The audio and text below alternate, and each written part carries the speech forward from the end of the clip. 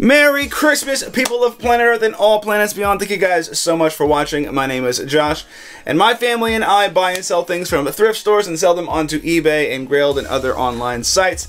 And this is our top 10 thrift finds of the year. We're going to go through all the thrift finds that we found this year and give you the top 10. So let's get into it.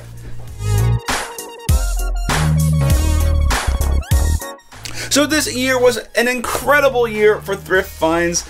We scoured the country, literally, going on week-long thrift trips, and we did all kinds of shorter trips all over the place, and obviously our normal, consistent areas.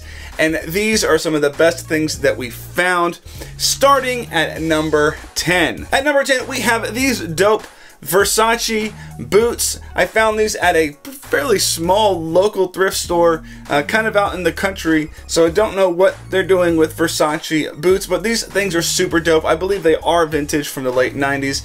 Super cool. Sold them to a buyer out in New Zealand. Got a good chunk of change for them in exchange. I think we spent something like $6 on these. Sold them for like $140, $50, something like that. But these were definitely cool enough to make this list. Next up at number 9 is another item that is already sold, and it's this super cool Scott Bros Rancher leather jacket. This thing was heavy. I mean, this was like, golly, it felt like 10 pounds. I don't think it was quite that much, but it's really, really heavy.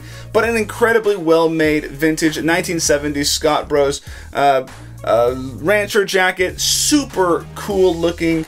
Sold this a while back and made good money on this sale. The buyer was very persistent with going back and forth with offers. Finally, we figured something out. But this one was awesome. I think we paid something like $10 for this, but an incredible jacket.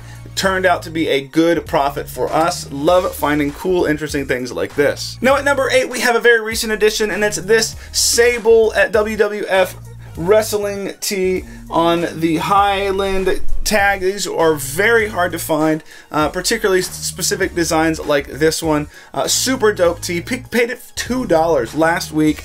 This is definitely the most recent entry into this. You've probably seen it recently, obviously, but super cool. Spell it in great condition. Size XL, so great size, no holes, no flaws. This thing is a banger. Next up, we have another t-shirt, a big all over print t-shirt, a NASCAR t-shirt specifically. Got this Jeff Gordon dope piece. I remember finding this at a sort of thrift flea market type of place. This lady who just buys a bunch of bulk stuff and then sells it. And I remember it's the first time I'd been to her store ever.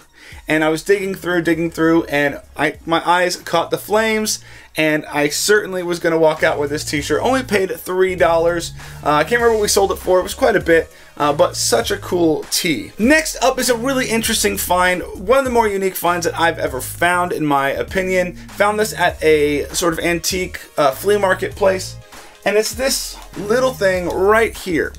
Now, this is interesting because it is made of selvage denim, and it appears, the way that it's designed and the parts that it's used and the sort of the wear, that this quite possibly came from like the 1930s. This is a homemade denim piece, just a incredible, interesting, historical, vintage piece.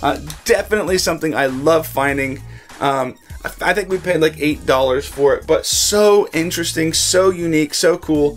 One of my favorite finds this year for sure. All right, now at number 5 is a t-shirt again, one that we found while doing our sort of cross-country thrift trip. Took us a week long. We went all the way to Kansas, down into Texas, back through Arkansas, and back home. It was an incredibly fun trip. The whole series has actually been vlogged. You can check that out on our channel or in the eye above. But this t-shirt was one of the best finds we found that entire trip. It's this Dragon Ball Z Goku tee, dead stock, like new with tags and everything. From the late 90s. Super cool design. Obviously it's dead stock. It was not dry rotted, thank God, but this was an incredibly dope tee, and especially for the condition. I think we found this in Oklahoma. in Lawton, Oklahoma. I believe that's where we found it. You can actually check the video. But in Lawton, Oklahoma, we found this. It was like the only thing we found in the entire store. The prices were really good, but I found this on the rack that had just come out, so I had first dibs, picked it up, put that in the collection, sold it a few months later. Such a cool tee. All right, next up is this guy right here. We found this at the beginning of last year. This is a 101J by Lee from the 1960s. This thing is size 40 regular. So cool. The color and wear are great on this. The wash, obviously brilliant. You gotta love that sort of much lighter denim that the Lee denim jackets had. So cool. Found this for $5 at a very small thrift store. I was super pumped to find it. I found a lot of good things at this thrift store in the past, but super happy to have put this in our collection. I like it so much in the collection, I just have not, you know, brought the price down to where someone would actually buy it at this point. But super great jacket. Love Lee. I've been falling in love with Lee a little bit more as of late. Definitely underrated in terms of denim, in my opinion. But this one is super duper cool. Now at number 3, we have a really cool piece. This piece I found in a flea market, and it's this original Empire Strikes Back Star Wars trucker hat. The patch is so cool. This was an original promo piece from the release of the movie in like 1980, 1979, wherever it sort of came out, but it was so cool. I found it at a flea market for $5.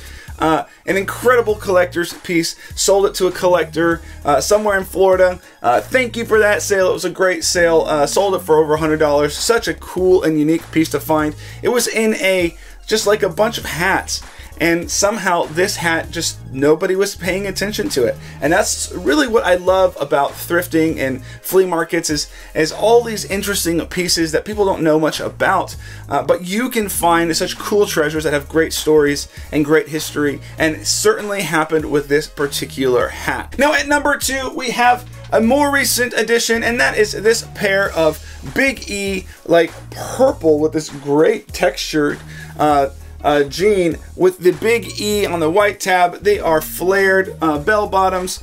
These are an incredible pair of pants by Levi's. They seem to have an age of somewhere in the 1970, 1969 range, maybe a little bit earlier, but still an incredible pair. I remember picking this at a Goodwill. Normally I just sort of skip by colored jeans like this, but I looked and I just saw the little tab and I said, that's unusual for a pair of Levi's. Maybe it's a more more recent pair of jeans. Certainly was not. Definitely has that Big E printed on the pocket bag, so you know it's very old and very original. So definitely a great pair. Loved finding this. This is some of my favorite stuff. Now at number 1, there is a little bit of a controversy. Now at number 1, I want to thank you guys so much for watching throughout this year. It has been an incredible year. We have accomplished so much of our goals and experienced some great stuff in thrifting and interacting with you guys. Thank you so much from the bottom of our hearts. Now, like I said, it is tricky for number 1 because there's really 2 items here. So I'm going to give it a 1A and a 1B. The 1A is this amazing jacket. This thing I found in a flea market. It was with a bunch of World War II stuff, and they had it priced at $25. Well, they had everything else priced at a tremendously high price. Definitely not worth me picking up, but this was there. And what this is one of these satin jackets was probably purchased by a military. Let's do it again. All right, now, like I said, number 1 is tricky because there are really 2 items that I would love to put at number 1. So I'm going to give it a 1A and a 1B. 1B is this jacket right here. Super cool, beautiful colors. The embroidery is excellent. I found this with a bunch of World War II stuff in a flea market.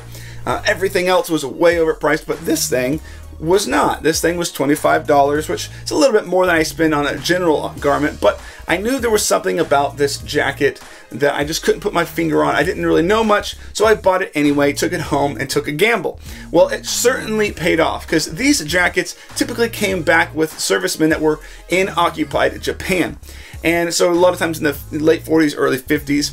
And these things are incredibly collectible. This thing was double-sided. It was reversible. Super beautiful design. The embroidery work, the satin, the silk, so cool. sold this to an international collector for a ton of money, like way more money than you would expect somebody to actually pay for a jacket like this, or really any garment. But this was a really cool find. Loved the history that I learned owning and having to, sort of research this jacket. So super happy to have found this, and that I could find it a home where it could be really, really appreciated. Now for 1A, and 1A is this right here. No, I'm not making a mistake. There's not supposed to be another picture that pops up. It's literally this guy right here. And it's my Levi's 501 neon sign. You guys know how much I've raved about this in the past. Admittedly, it's one of my favorite finds. Found it in a flea market. Knew I had to have it for the channel and for my collections and my love of Levi's. So this guy is number 1A for the year. It will be kind of hard to top it next year, but who knows what else we will find.